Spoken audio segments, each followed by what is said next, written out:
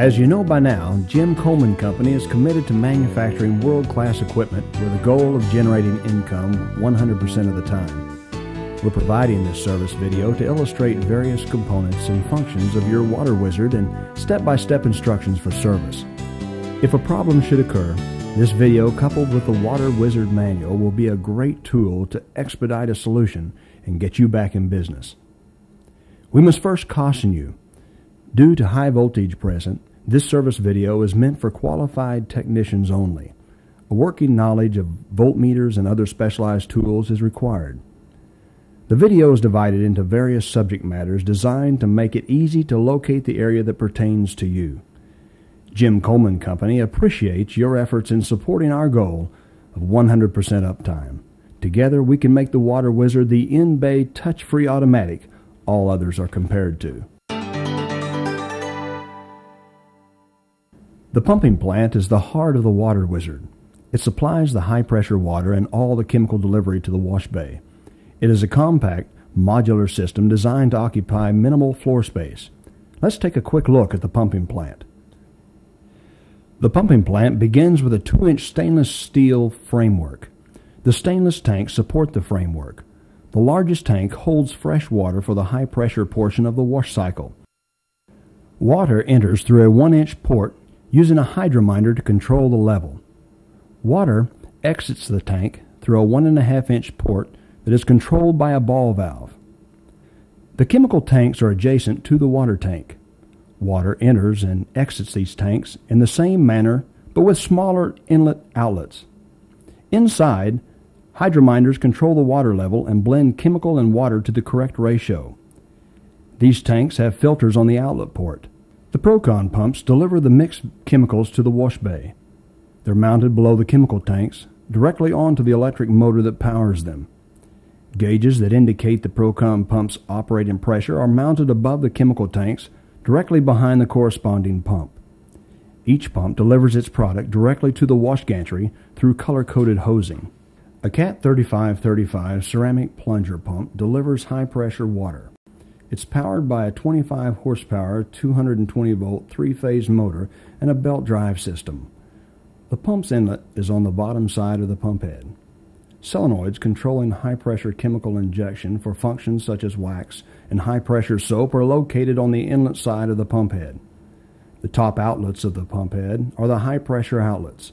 The pressure gauge and bypass regulator are on the outlet. Undercarriage and medium pressure solenoids are located on the bottom and near the center of the framework. A number of components are assembled in a small but serviceable area. This makes the Water Wizard pumping unit an easy fit for nearly all equipment room configurations.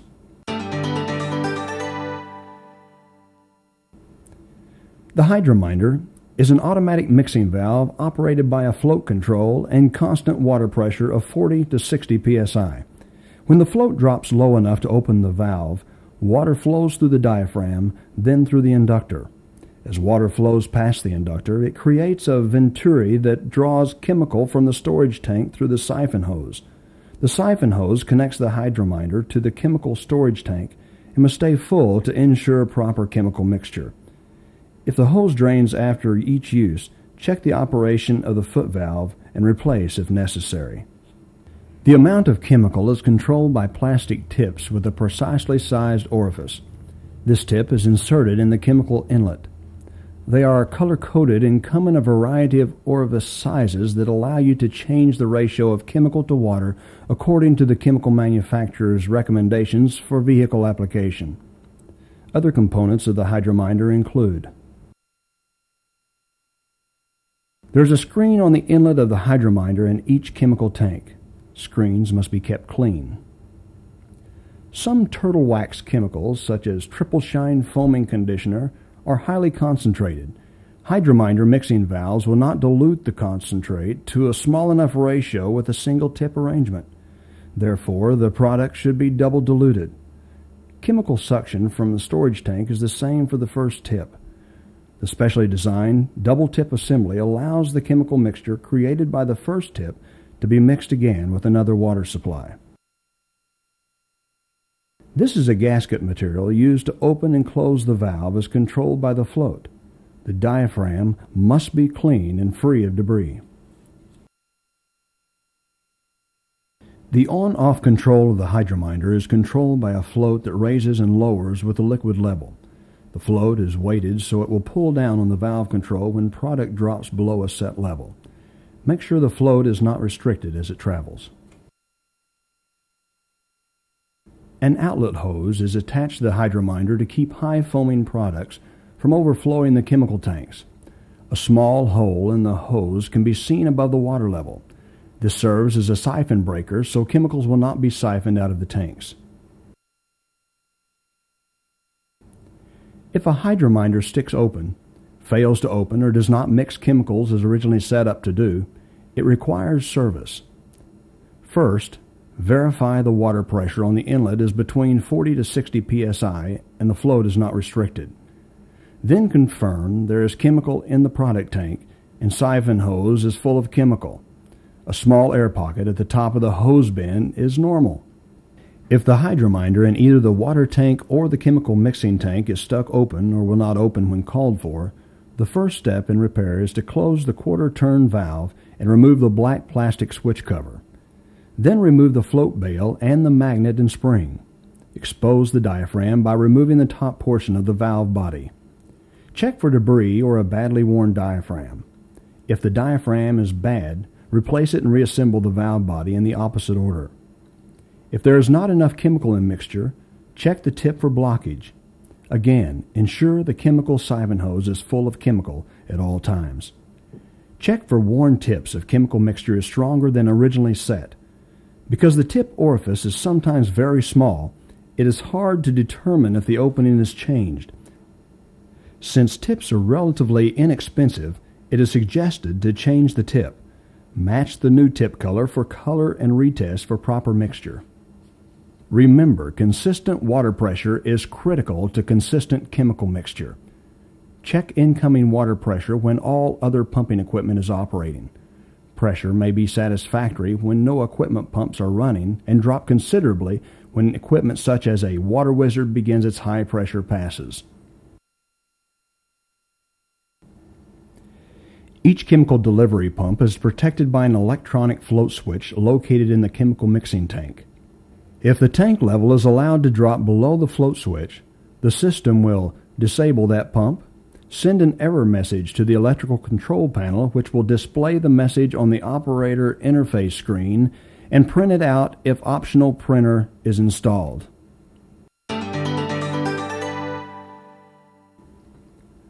All chemical products are delivered to the wash bay by Procon pumps with the exception of the high-pressure wax and high-pressure soap. These are drawn into the inlet of the Cat 3535 pump during the high-pressure passes. The Procon pump is an extremely reliable pump that provides a constant product delivery. On the pump stand are two different sizes of pumps. The pre-soak pumps, both high and low pH, are stainless steel. The tire cleaner and triple shine conditioner pumps are brass. To remove a pump, loosen the collar and pull the pump off the connecting shaft. To replace it, line the connecting shaft with the opening and insert until pump body is flush with housing. Position the collar over both rings and tighten it securely.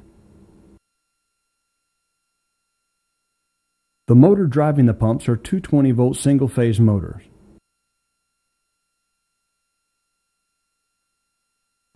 These check valves stop the backflow of chemicals.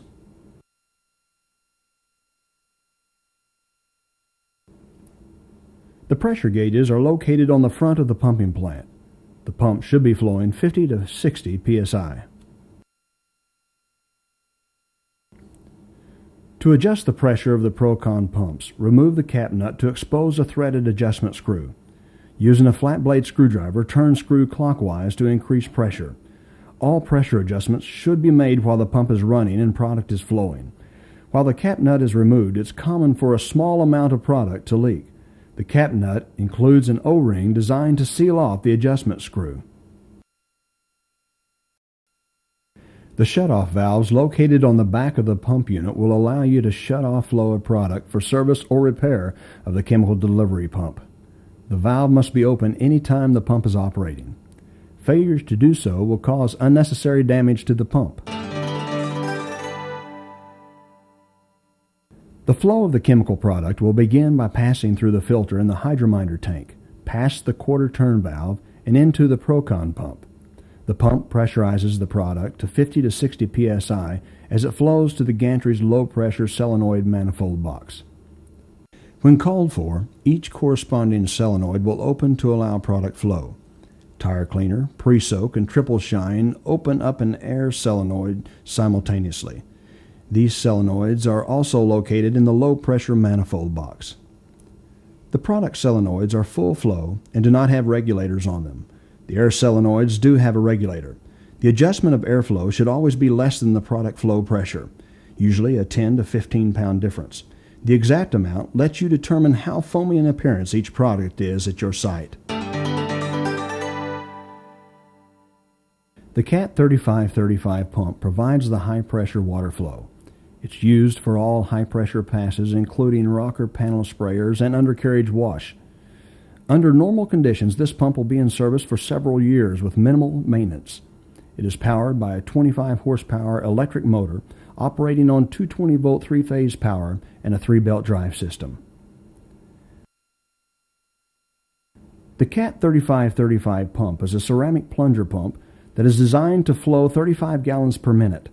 The Water Wizard flows 32 gallons per minute at 1,000 psi during the high-pressure passes. The pump has 3 valves each on the water inlet and outlet. For detailed information on the CAT 3535 pump, see the CAT pump section of the Water Wizard manual. All CAT pumps have an oil level viewing window at the rear of the pump. Oil levels should be touching the red dot located in the center of the window. Too much oil or too little oil can cause problems. The proper levels should be maintained and checked often. The CAT 3535 pump should be operated at 1,000 to 1,100 psi.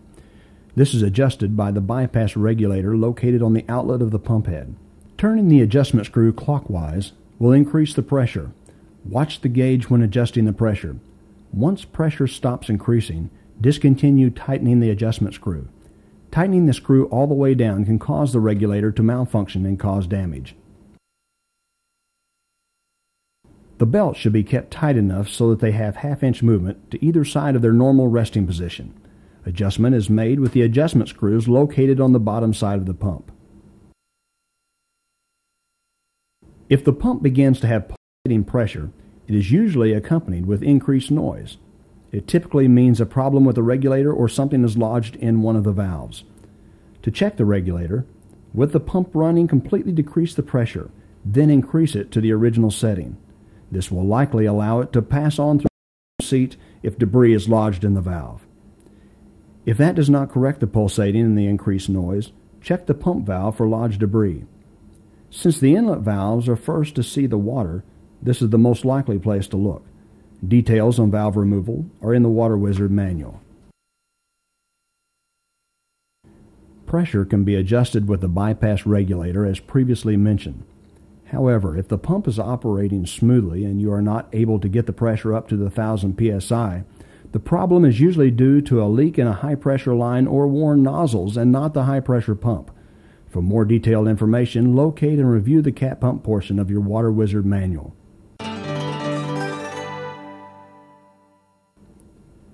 If the pumping plant is the heart of the Water Wizard, then the electrical control panel is the brain. It houses the system's computer processor and other electrical controls. The control panel is always to be mounted away from the pumping plant to eliminate undue vibration on the electrical components. All power supplied to the Water Wizard by the local utility company is routed through a main disconnect. Follow the instructions in Chapter 13 to check the incoming and outgoing power for proper voltage. Breakers for the 220-volt three-phase going to the wash bay and the 220-volt single-phase used to power the chemical delivery pumps are mounted to the left of the main disconnect. This is an additional safety factor when setting the bay equipment. If there is a loss of 220-volt power at the wash gantry, check for a trip breaker first. The CAT 3535 motor starter is mounted on the right-hand side of the electrical control panel. Motor starters typically offer very little maintenance requirements. There is a safety overload with the starter. The overload should be set at 70 amps when operating with 208 voltage. Should there be excessive amperage, the overload will trip and need to be reset. The starter will not engage, and therefore the pump motor will not run if the motor starter overload is tripped. When tripped, a yellow flag appears in the tripped window. To reset the overload, push the gray button on the lower right-hand side of the starter. You should feel slight resistance and then a release when depressing the button. The yellow flag will then disappear. There is more about troubleshooting the motor starter in Chapter 13. The Water Wizard functions are controlled by a programmable controller, more commonly called the processor. In normal operation, the power and run lights will be on and a communications light will be flashing, indicating communication with the operator interface panel. The processor uses the input and output cards to control the electrical signals to and from Water Wizard components. In basic terms, input signals are sent into the processor by other components, and an output signal is the processor telling the components what to do. Anytime an electronic switching device, such as an optic eye or proximity switch, has been activated, the electronic signal created is received by the input card. This signal will be indicated by the LED above the corresponding wire number. The signal is then sent to the processor. When it is time for the gantry to move or a valve to open, the processor directs the output card to send an electronic signal to that function. There are different voltages used in the output cards. The electrical prints located in your manual and on the panel doors clearly define their location. The entrance sign and the in-bay instructional sign are powered by 110 voltage. Located in the bottom left-hand side of the control panel is the ZOC16 relay card that controls these signs. When called for, the processor sends a 110-volt signal to the top side of the corresponding relay, energizing the relay which activates the bay sign. They can also be activated manually through the test screen on the interface panel.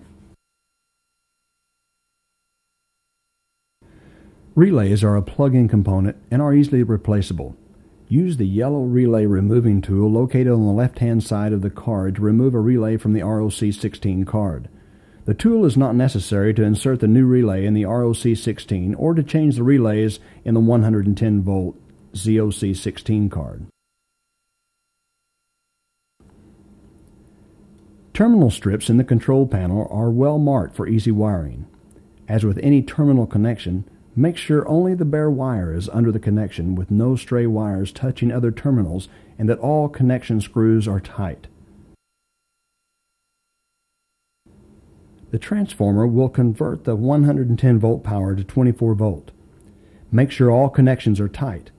Test proper operation with a voltmeter using guidelines in Chapter 13. The operator interface panel provides the operator a hands-on method of controlling and monitoring the system's functions. There are several different functions that can be performed with the touch of a button. The information programmed into the interface panel is communicated through a cable. This cable connects to the RS-232C port on the processor. The processor is located in the upper left-hand corner of the control panel cabinet. The Select Recipe button lets you select which of the possible 40 stored recipes you want to offer your customers. Every Water Wizard is shipped with 20 factory set recipes numbered 0 through 19. These cannot be modified and saved as the same number. However, they can be modified and saved as a number between 20 and 39. This is done with the Change Recipe screen. Of those 20 factory set recipes, 4 have been selected as standard. A complete description of all 20 recipes is included in your operator's manual. To select a recipe, push the Select Recipe button, then push the Enter button until the cursor is on the cycle you wish to change. Enter the recipe number for the desired wash cycle and push the Enter button again. A pass begins with the boom in the home position, travels down, then back up to home or the height adjusted position and travels to the opposite end of the vehicle. The next pass begins when the boom begins its downward travel at the opposite end of the vehicle. The only exception to this rule is the rear pre-soak pass available on Pass 1. When selected, it It will allow the boom to make an additional pass at the rear of the vehicle before beginning pass 2. This allows for full pre-soak coverage when only one pass of pre-soak has been selected. This is often the case with a 4-pass wash recipe. To change a recipe, you must first know the number of the corresponding wash cycle you wish to change. Determine that from cycles 1, 2, 3, or 4 on the selected recipe screen. Then push the Change Recipe button. The first screen asks for your password. Enter 1, 2, 3, 4 and push Enter. Push the button beneath the Program tab. The next screen asks which recipe you wish to program. Enter the number of the recipe you wish to change and push Enter. The recipe will then come on the screen in detail.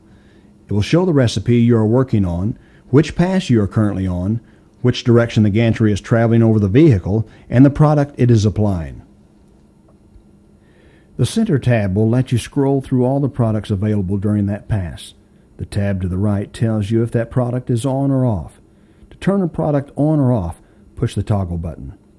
Once you are finished with that pass, push the next key to go to the next pass and repeat the process. Continue this process until you have designed the wash recipe to your needs. Remember, wash recipes are an even number passes. 4, 6, 8, and 10 pass wash recipes are available. When changing recipes, make sure only one product is selected on each pass. Once the recipe has been modified, push the Exit button. This will bring back the screen that has the Copy tab. Select the Copy tab. It will ask you what number you would like to assign to the modified recipe. Enter that number and press the Enter button. Then press the Save button and enter again. The word Saved will appear on the screen. Then hit Exit to return to the main screen. Enter the new recipe into the selected cycle with the Select Recipes button. As you scroll through the options available for each pass, the last option will always be the boom down timer. This is the amount of time the boom travels in its downward motion. Add more time to have the boom travel lower or less time for less travel. The boom down time is adjustable for each pass to fit your personal needs. The Water Wizard will store income reports for the past 3 years. Press the Income Monitoring button to review that information. Enter your password and press Enter. The first screen will show your daily income beginning with today. Push the Raise button to scroll through the remaining days of the week. The lower button will reverse the process.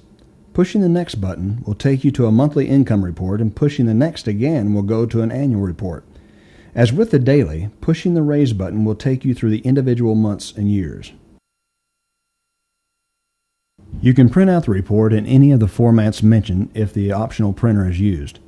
Return to the Start screen by pressing Exit, then press the Mute button. You will have to enter your password again and press Enter. The screen will ask which reports you would like to print, weekly, monthly, or yearly. To begin printing, press the tab beneath the report you want. If the transfer message appears on the screen, turn power off to the panel and then turn it back on again. Press the Operation button to monitor the operation of the Water Wizard during a wash cycle. The screen will show the current wash cycle, the pass it is in, and what product is being delivered. This option allows the operator to change the price of each cycle.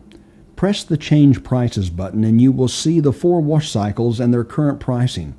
For accurate accounting, these prices must match the entrance controller. Changing prices on the interface panel does not change the pricing at the entrance controller. This option assists service personnel in determining what sensors are on or off. It is also the area in which a number of timers are set. Press the Service Screen button to begin the process. The first screen will show blower timer, dwell number 1, and dwell number 2. Push the next key to scroll to another screen which will show the entrance timer and other options. Scroll to the screen displaying the timer you wish to modify. Use the Enter button to move the cursor to that timer. Enter the new value in seconds and tenths of a second and press Enter again. There are several screen options available, as you will see by continuing to press the Next button. This screen is mentioned in several chapters of this manual. Please familiarize yourself with its options. For detailed information about each of these settings, refer to your operator's manual.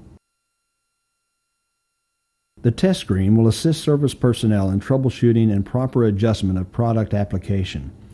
You can select the product you wish to test by pushing the scroll button until the product is listed on the screen. Once there, push the toggle button to turn that product on and off. You can then set the delivery pressure at the Procom pump or adjust the air to product mixture in the low-pressure manifold box. When finished, return to the operator interface panel and toggle it off. You can continue this process with each function available to the Water Wizard. This allows the user to change the password, set the clock, and enter a phone number to be used with the Optic staging system. The first screen will ask for your existing password. Enter it and press Enter. This will take you to the Owner Settings screen. Press the tab beneath the function you wish to change and follow instructions. For more detailed information, see the Water Wizard manual. A prox is an electrical switch that operates when metal is on or near the head of the prox. We refer to this metal as a prox target. Proxes used on the Water Wizard require a 1/8 to 1/4 inch clearance for proper operation. Any closer may damage the face of the prox. Any further away and the prox may not read its target. Adjustments are made using locking nuts on the threaded prox body. Locking nuts must be secure so the prox doesn't self-adjust. The end of track and home positions proxes are to be mounted on a parallel plane with the prox's travel path to ensure a constant signal over the entire target. Signal wires are connected to the prox using an O-ring fitted screw-on connector. Moisture on the terminal pins can cause false signals. Filling the connection with electrical grease before attaching the screw-on connector will protect the connections.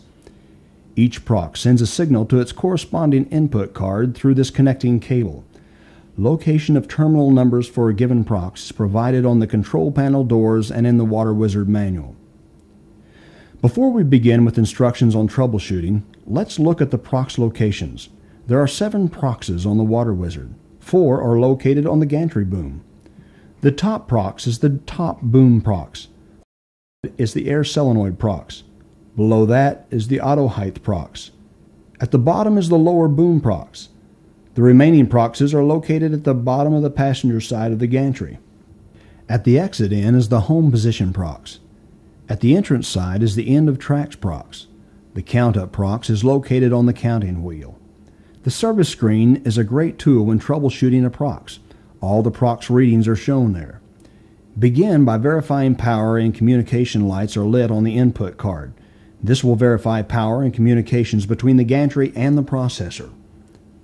The first test of a prox is to determine if it is going on and off. Go to the service screen and scroll to the prox you wish to test. A list of their normal at-home status is listed in the operator interface panel section of the manual.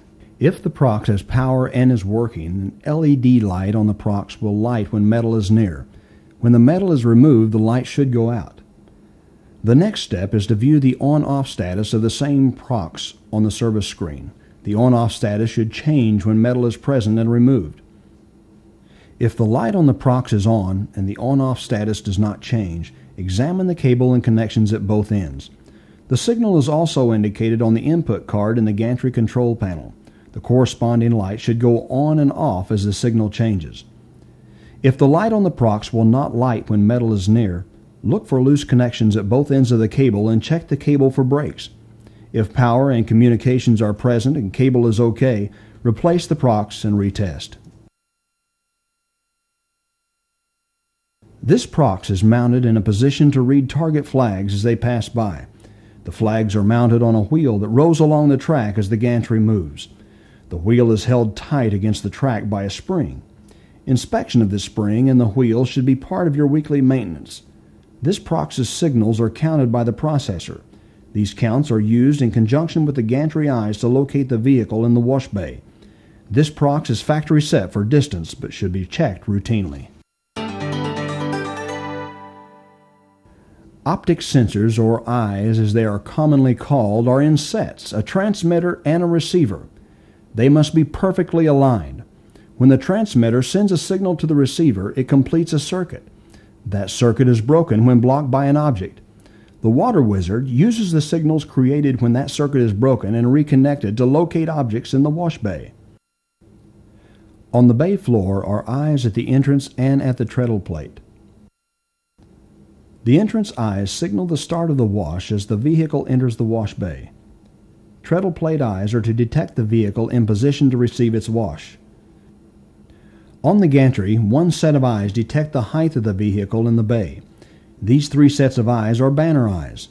They have built-in amplifiers and are self-contained. In the center of the gantry are the gantry eyes that mark the front and rear of the vehicle. The boom eyes are on the exit end and outside the gantry. These are safety eyes, ensuring clearance for the boom to lower at the rear of the vehicle.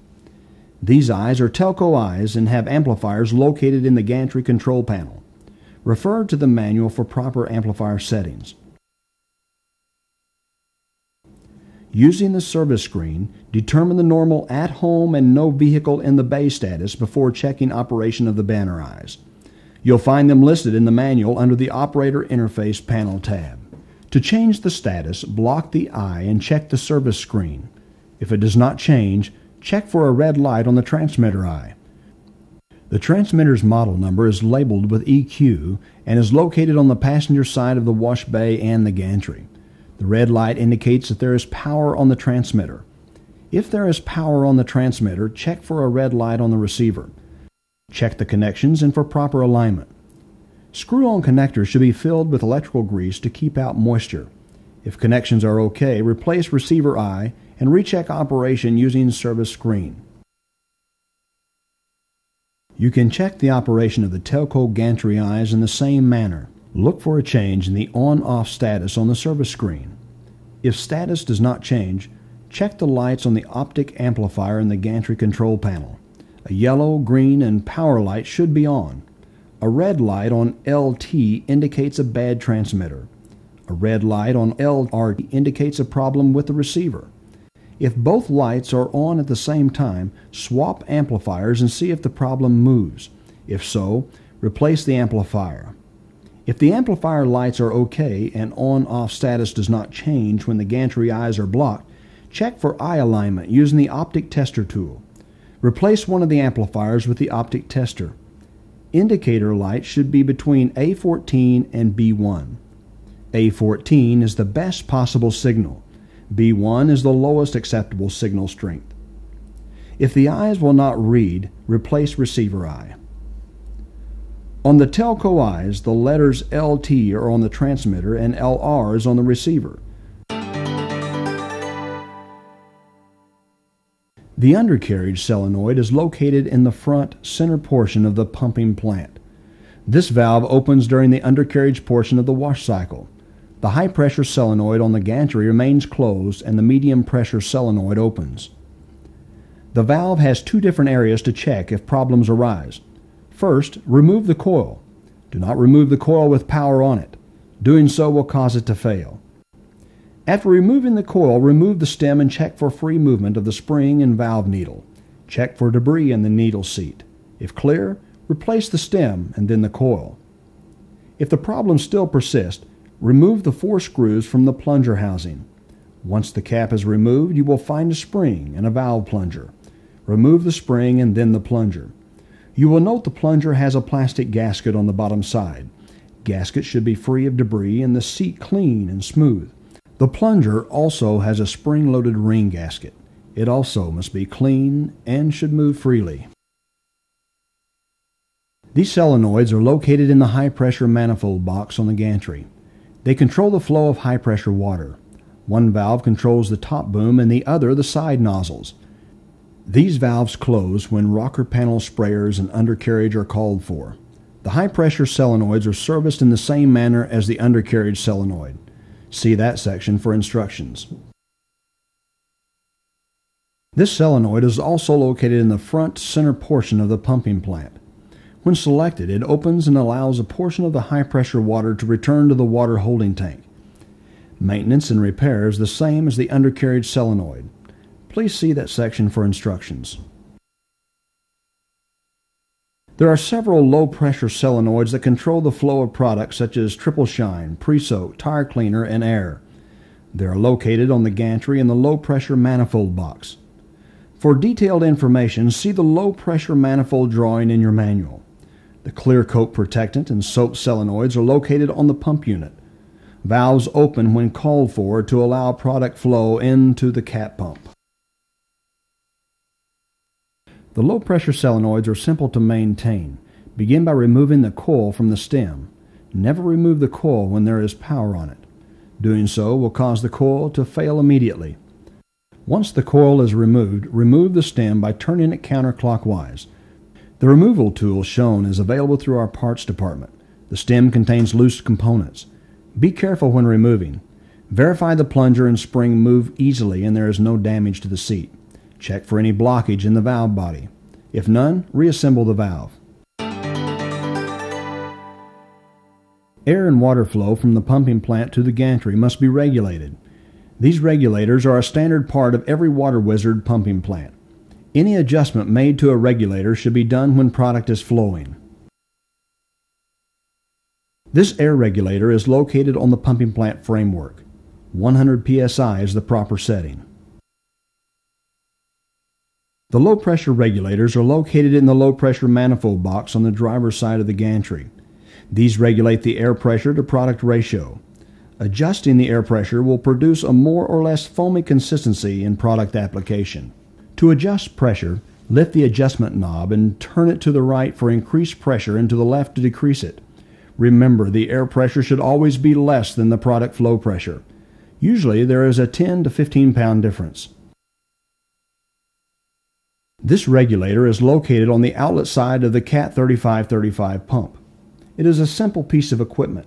It operates by spring, a stainless steel plunger, and a seat for the plunger. Tightening the adjustment screw will apply pressure on the spring and increase the outlet pressure. Pressure should be set at 1,000 to 1,100 psi. In a variety of fault conditions, the Water Wizard will issue an error code indicating the type of fault, the time and date, and the location. They will automatically appear on the operator interface panel and will print out if a printer is available. The system will store the last 10 faults for review at any time. Push the alarm button on the interface panel for a list. Push the next button to scroll through them.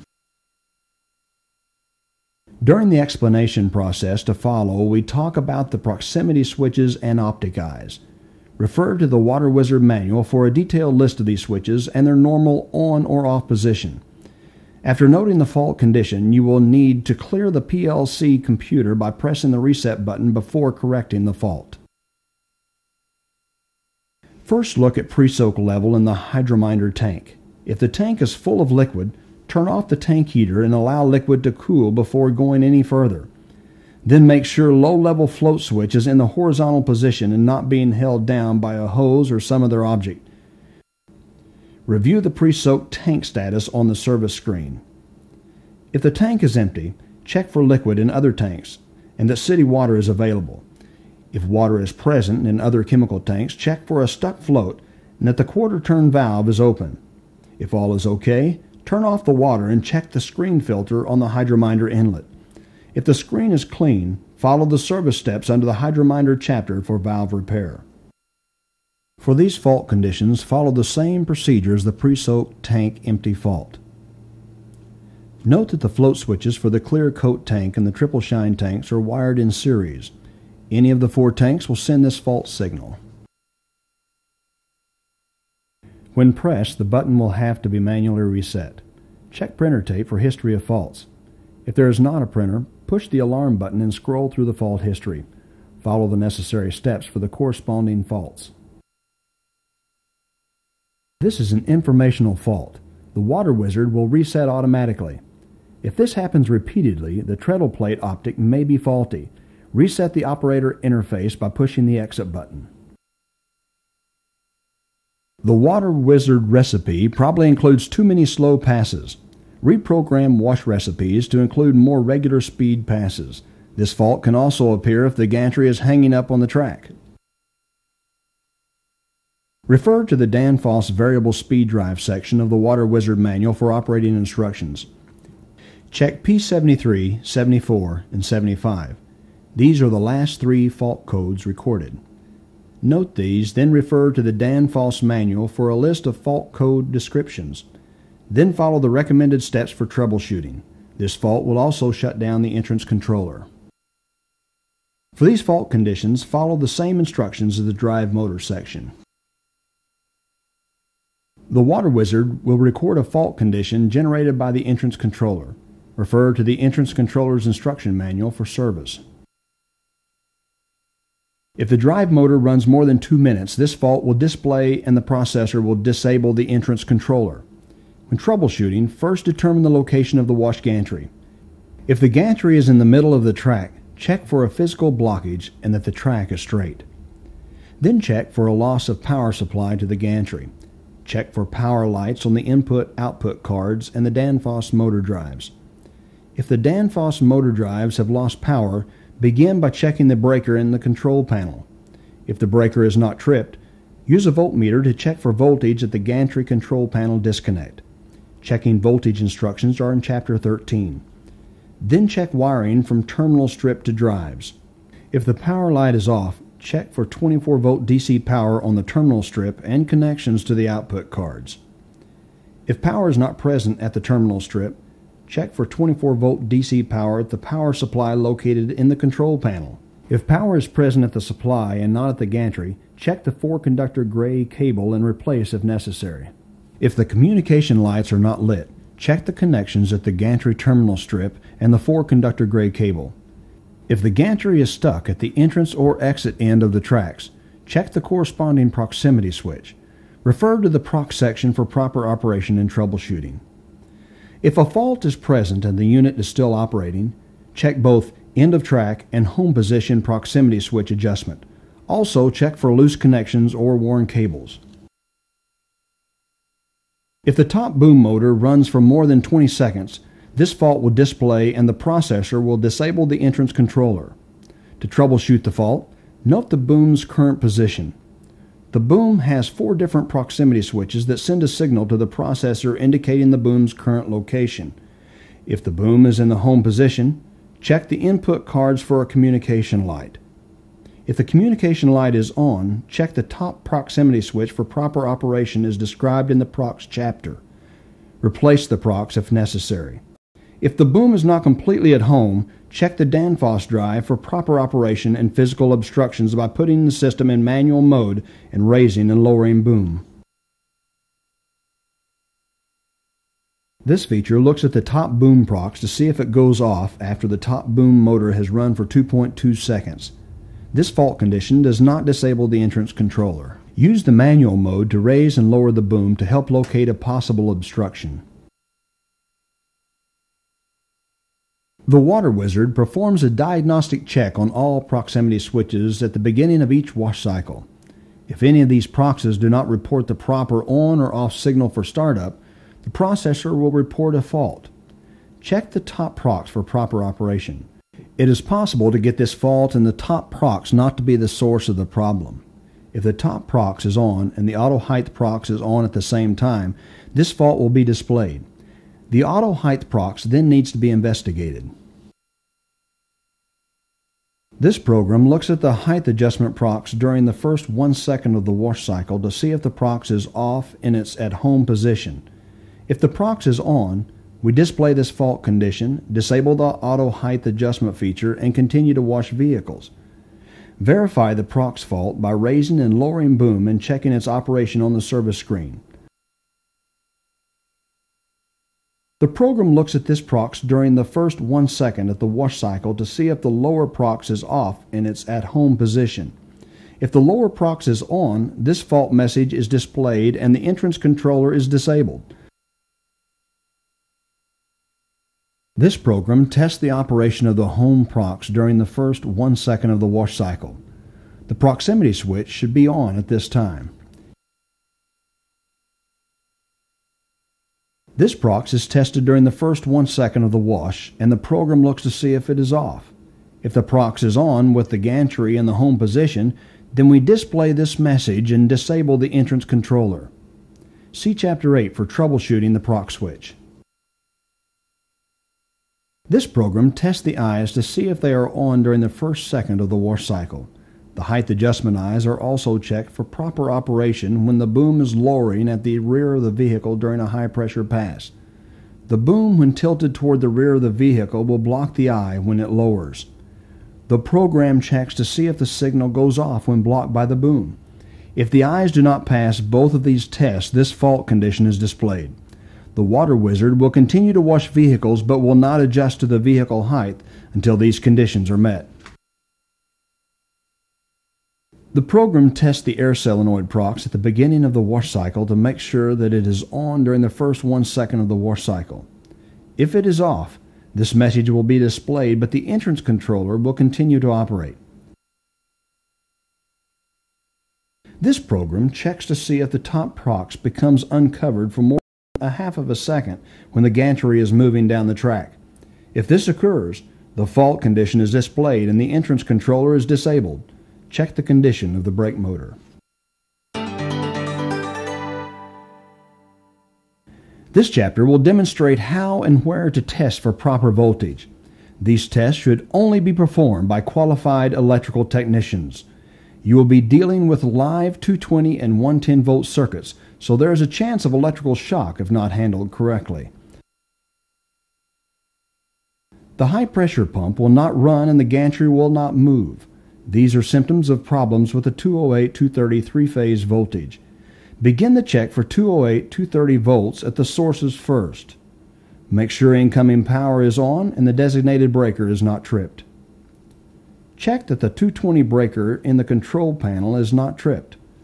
Next, check for proper voltage at the top side of the main disconnect on the control panel. Test voltage between terminals L1 and L2, then L2 and L3, and last L1 and L3.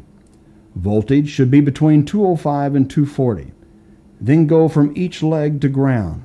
Voltage there should be 110 to 120 volts. In some cases, due to the type of three-phase power available in your area, one of these legs may read higher than 110 volts. Different symptoms indicate different problems. If the pump motor will run but the motors on the gantry will not move, first check the 220 breaker in the control panel and that the gantry disconnect is in the on position. Then check for voltage on the top side of the breaker and then the bottom side. If power is present on both sides, we now need to check power at the gantry. In the gantry control panel, check for 220 power at the top side of the gantry disconnect switch and then repeat the process on the bottom side. If there is still no power, the problem is likely in the 12.5 SO cord. The gantry motors operate, but the cat pump motor will not run. Verify the service screen reads water tank OK. If so, the problem is likely in the motor starter overload or less likely the starter itself.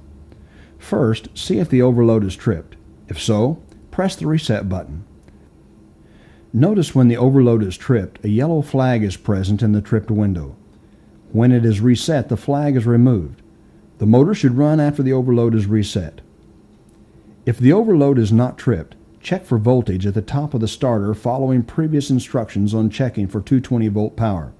Power must be present on all legs or system will single phase and not run properly if at all. If the overload is not tripped and the starter is pulling in but the motor is still not running, the contacts within the starter are faulty and the starter needs to be replaced. If the overload is not tripped and the starter does not pull in and you have a signal light on the starter relay, check for 110 power between the A1 terminal on the top of the starter and ground. If there is no 110 volt power, check the fuse on the ZOC16 relay card and verify 110 power on the top and bottom side of the fuse housing. If 110 power is present, check for a loose neutral wire at the starter.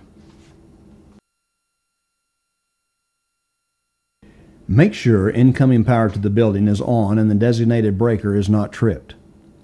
Symptoms indicating problems with the 110 voltage would be no display on the interface panel and no power lights on processor or input-output cards. Check the incoming power from terminal 37 on the auxiliary switch in the control panel to ground.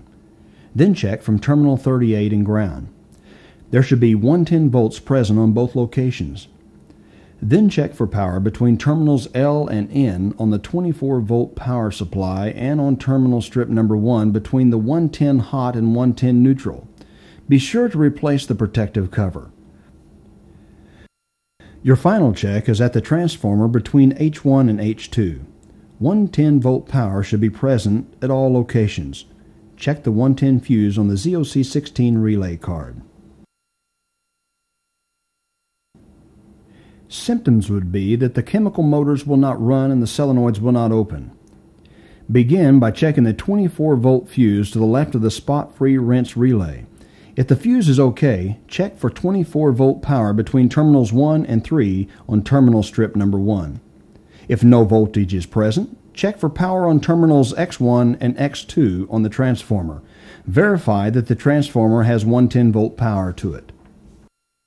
If the chemical motors will run but the solenoids on the gantry will not open, check for power at terminals 1 and 3 in the gantry control panel. If power is not present, the problem is likely a damaged SO cord between the equipment room and gantry. Symptoms would be no power on the interface panel and no lights on the input-output cards. Begin by checking for a green light on the DC power supply located in the upper left-hand corner of the control panel.